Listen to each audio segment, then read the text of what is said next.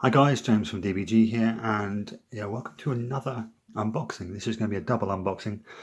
I was going to do two videos, but I didn't think doing the Stuart alone would be have enough material for a full video. So we're going to be doing two. We're going to be doing the M3 Stuart and the British 8th Army bolt action starter army, which obviously came out in line with the Western Desert campaign book, which is all very cool. So without further ado, let's start with the M3 Stuart. So as you can see, it's standard Warlord Games Fair. It's a Warlord and a Tallery. So that means the kit was done by a Tallery, not just Warlord on its own. There is a picture of what you get. You also get your penning and damage markers, you get decals, and you get your stat cards. And the great thing about this is, if you flip it over, it comes with stuff for British, American and Soviet, because obviously Lend-Lease, both the British and the Soviets got the M3s, which is all very cool. So that's all taken into consideration in this box. So without further ado, let's have a look at the sprues.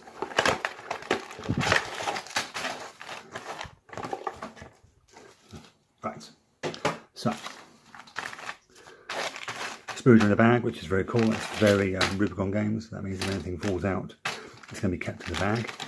Put that to one side. So let's look at the stat cards. As you can see, it clearly has the American, British and Soviet flags. So you can use it for any of those armies, and it gives you the points for inexperienced, regular and veteran. And then there's all the stuff on the back for the weapons and stuff on it. And then here is the one for the Stuart 3 and 4. As you can see, it's slightly cheaper. That's because it has less machine guns. And there you go, exactly the same. It gives you all the stats and rules you need for that there. So, standard artillery thing. But I want to take a look a bit about these decals. These are maybe a small sheet, but there's lots on it. Obviously there's the American yellow for when they first started in Tunisia, and then it goes on to white, and there's the Soviet slogans or what have you, American flags. Then there's a British 8th Army and the army markings and what have you. But what's really interesting is this little group here. They are for the 14th Army, which, if you don't know what the 14th Army is, that is the British and Commonwealth Army that was fighting in Burma from 1943 until 1945. Before that, it was lots of separate things. But so at the end of 1943, it was all brought together under the 14th Army under the command of General Bill Slim, which is a really cool thing to do, because the Stuart was a match for anything the Japanese had. The 37mm gun would just chew through Japanese armour, because it was all designed in the 20s and 30s. They didn't really upgrade the art of anything really. If it worked, they kept making it. That's what the Japanese thought. So that's really cool, and it gives me an idea for a little army that I can do with the other box. But anyway, that goes over there. Standard flame and damage markers, so that joins my big pile of them. So here is the instruction.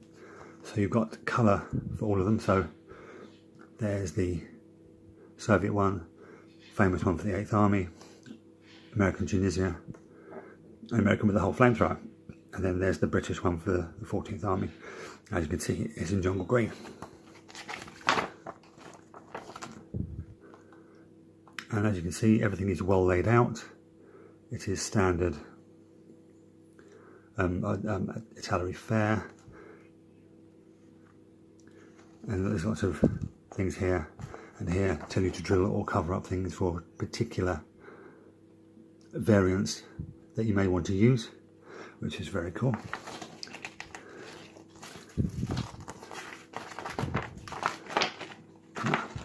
There we go. And as you can see, there's the stars and the desert rat symbols indicating what bits are for what country, which is very cool. And at the back there. And there's the end of it. That's the completed tank. So that is actually very well laid out and very cool. I do like that. I do like that a lot. Right, that's enough of me talking about that stuff. Let's have a look at the sprues themselves. So, it comes with 2 sprues. We have this one, which is the upper and lower hull and tracks, and all the machine guns, because the early Stuart had, including the anti-aircraft one, had 5 machine guns. But the British, when they first started using it, decided to take the cheek machine guns out. The machine guns were placed there and there. Obviously, it reduced the crew by 2 because you needed 2 extra men to fire and load the machine guns. And the Stuart is not a particularly large tank. It actually made it easier to operate in the desert when it was very hot. And then here is there's the tracks. There's your 3 crew. So there's American, Soviet and British crew. There's your sand guards. There's your turret section with the 30 kilo anti-aircraft gun, and obviously the main gun there. It actually has quite a lot of detail in. Quite surprised about that.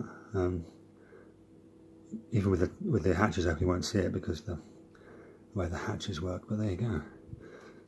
So there you go. That is the M3 Stuart. Now, onto this bad boy. Now this bad boy is £15 cheaper than the other starter armies, which doesn't make that much sense, because you get roughly the same amount. So in fact, you probably get exactly the same amount of kit in this as you would the other ones.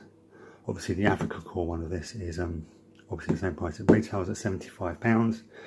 I picked it up for £59 on eBay, so that's quite a bit of a saving.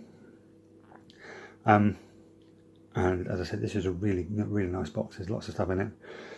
One thing I don't like about it, but we'll talk about that when we actually open her up. So on the back, there's nothing. On the sides, you get your standard bolt action box set thing. So there's a picture of the British infantry. On this side here, it tells you what you get in it. So you get 36 of the new 8th Army plastics, a 6-pounder, a 25-pounder Vickers machine gun, 3-inch mortar, 2 Bren carriers with metal 8th Army crew, instructions, snack cards, decals, etc, etc, etc. So apart from the lack of tank, this is a really good kit. So let's open her up. So as usual, you get a collection of sprues and baggies. I'll go through this each as they come out. This is the Bren carrier crew. That's the Vickers machine gun. There's your 3-inch mortar. There's your 25-pounder. There's your 6-pounder. More of those really handy damage markers. 1 Bren carrier. 2 Bren carriers. 1, 2, 3, 4, 5, 6 sprues of infantry. Your bases, that's for your prone troops. That's for your support weapons. And then standard decal sheet stuck to it. There's your standard 25mm bases. You have a stack card for the use of a universal carrier. You have the aforementioned decal sheets for universal carriers, instructions for the universal carriers, and the standard Warlord Games painting the instruction sheet for the infantry. So without further ado, let's look at this. When you first start bolt action, you first get the plastic kits. Instead of coming up with a standard instruction about numbered parts and what bit goes where, you get this. And it's kind of cool because the Warlord Game plastics are totally interchangeable with practically every plastic kit is interchangeable with each plastic kit if you so desire. Like the Winter Soviet kit, if you whack some German weapons and some German helmets on, you get German Winter. If you combine the German and Japanese kits, you get Nationalist Chinese.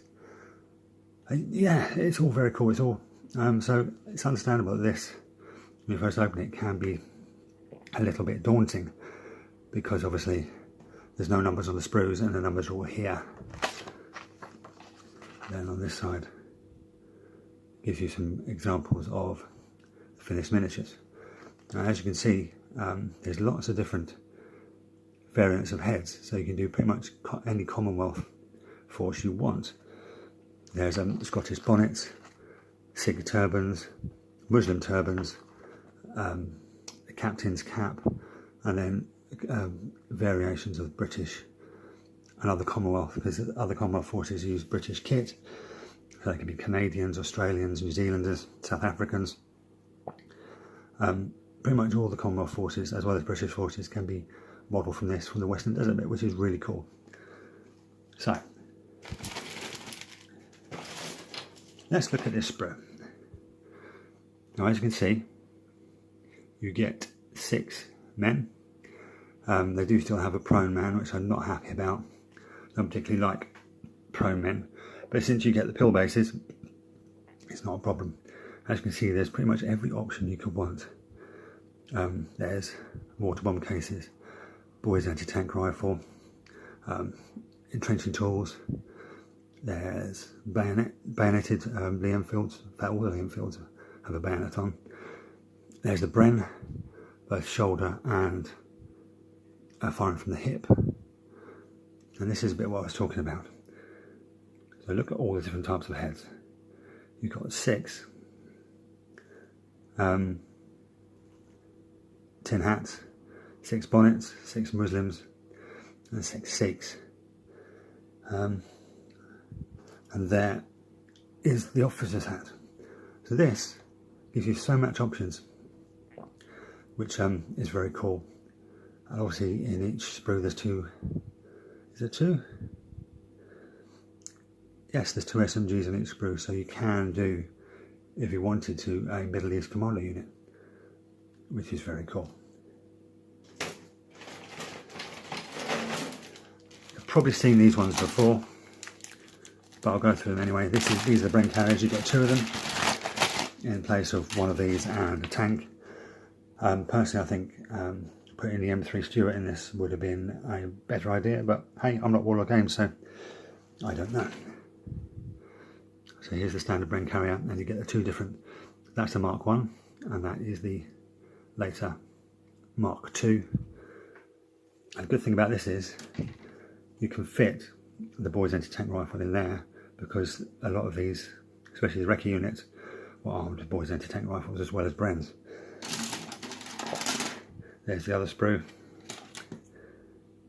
You can see you've got the passengers, but you probably will not be using those because of the ones I'll show you in a minute, which I think are, yes, these guys here.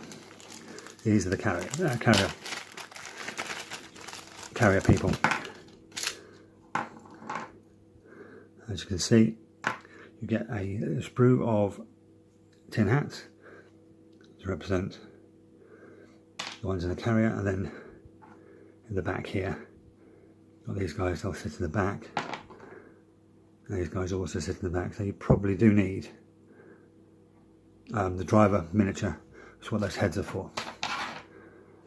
Right, now we're on to the 6-pounder.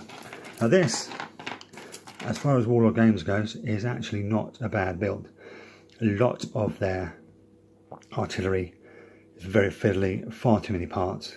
This one is very cool.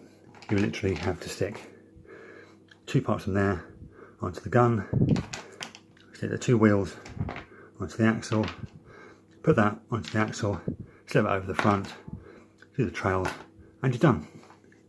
Oh, this bit goes in the front of the axle, so It goes like, sort of like that. And then you've got 8th Army Crew, which is the guy's wearing a vest. Then you've got loaders. So that is one of the easiest ones to do. This is the Vickers Machine Gun.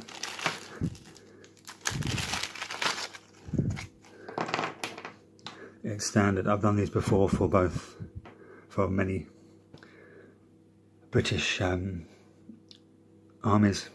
The only annoying thing is that hose breaks, so you're best off just leaving it off. The second you snip it off the sprue, try and attach it to the water can on the front of the gun, it just breaks. No point doing it. It's a war game, not a precise modelling thing, so won't worry about that. Now here is the 3-inch mortar. So you've got the crew.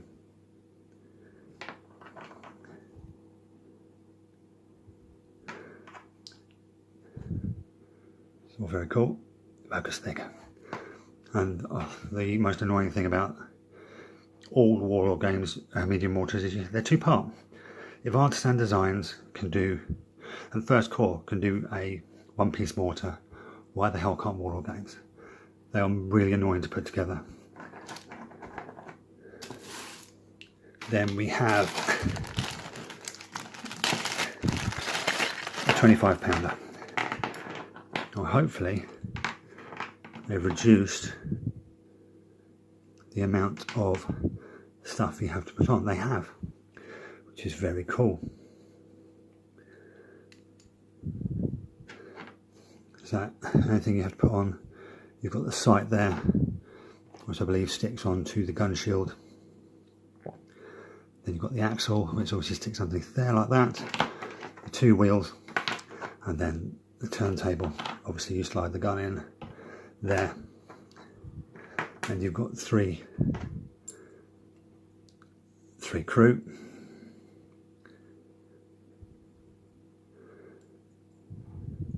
Which again is very cool. A much more simplified version from the other 25-pounder I built for my BEF Desert Force. And before we move on and wrap this up, let's look at the decals. These are designed for late war, really. So you've got the stars and what have you, but because you've got all the Commonwealth stuff up there, you can pretty much use these for the Desert Force. And I was thinking of doing an Italian force. Italian? New Zealand. I've got Italian force. A New Zealand force. Because the rules in the Western Desert. Yeah, the rules in the Western Desert book are really cool for New Zealanders, so I thought I'd do that.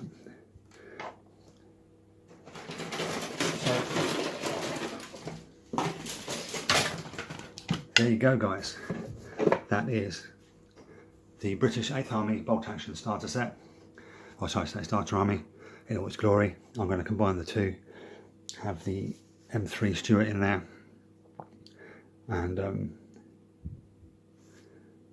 as I said, I'm probably going to do them as New Zealanders, although because of the 8th Army, 14th Army decal, I might actually do these as Indian Army in Burma. It'll be really cool just to do something different.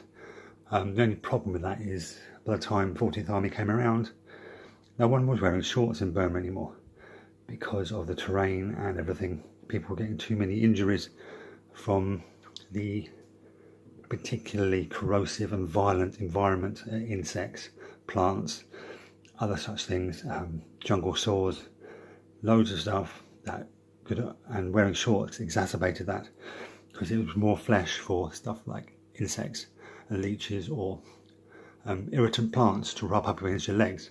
So more men were taken sick and there was less men to fight. So that's probably the only thing you could say about that. I mean, the support units still wore shorts. I mean, all the gun crews and everything still wore shorts or were bare-chested because they were in placed positions behind the actual fighting in the jungle.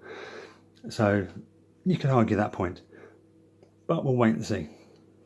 We'll wait and see what happens. when I actually get around to building this, which won't be for a very long time.